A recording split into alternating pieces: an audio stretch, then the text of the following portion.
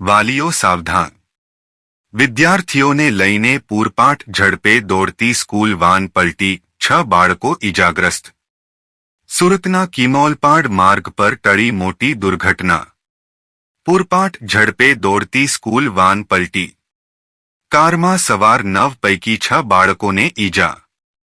School વાનમાં બાળકોની સુરક્ષા સામે ફરી ઉઠ્યા સવાલ. બાળકોને સ્કૂલ વાનમાં મોકલીને બિંદાસ્ત થઈ જનારા વાલીઓએ હવે સાવધાન રહેવાની જરૂર છે.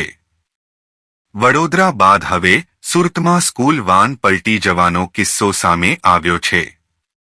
સુરતના કિમ ઓલપાડ રાજ્યધોરી માર્ગ પર મુર્દ પાટિયા નજીક સ્કૂલ વાન પલટી જવાની ઘટના બની હતી.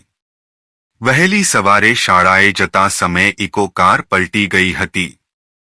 સામેના તરફથી અન્ય સ્કૂલ વાન બસ આવતા કાર ચાલકે સ્ટેરિંગ પરથી કાબૂ ગુમાવ્યો હતો. આ ઘટનામાં ઇકો કારમાં સવાર 9 વિદ્યાર્થીઓ પૈકી 6 બાળકો ઇજાગ્રસ્ત થયા છે. સ્કૂલ વાનમાં કુલ 9 જેટલા બાળકો સવાર હતા. કાર પલટી જવાના સીસીટીવી ફૂટેજ સામે આવ્યા છે. ત્યારે કિમ પોલીસે સીસીટીવી ફૂટેજના આધારે તપાસ હાથ ધરી છે. સાથે જ આ મામલે શિક્ષણ મંત્રી પ્રફુલ્લ પાનસેરિયા દ્વારા કડક કાર્યવાહી કરવાના આદેશ અપાયા છે. ઓલપાડના મુળદ ગામ પાસે આજે સવારે સ્કૂલ ઇકો વાન પલટી મારી ગઈ હતી.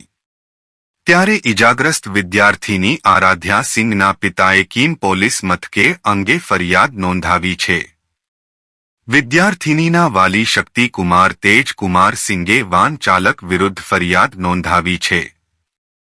જેમાં તેમણે બંટી નામના ઇકો વાન ચાલકે પૂરઝડપે વાહન ચલાવ્યું હોવાનું ફરિયાદમાં જણાવ્યું છે.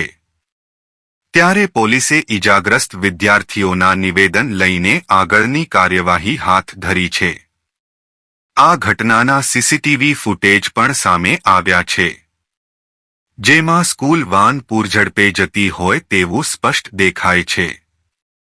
કિમથી બાળકો ભરી બોલાવ ગામે અન્ય વિદ્યાર્થીઓ લેવા જતા સમયે અકસ્માત સર્જાયો હતો. અકસ્માત બાદ કાર ચાલક કાર મૂકી પોલીસ મથકે હાજર થઈ ગયો હતો.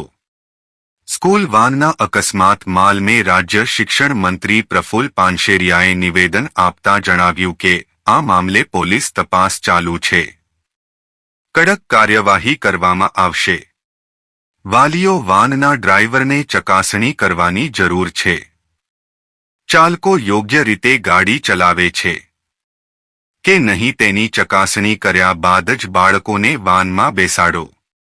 વાનના ચાલકો કઈ રીતે ગાડી ચલાવે છે તે બાબતે વાલીઓએ વિદ્યાર્થીઓની પૂછવું જોઈએ.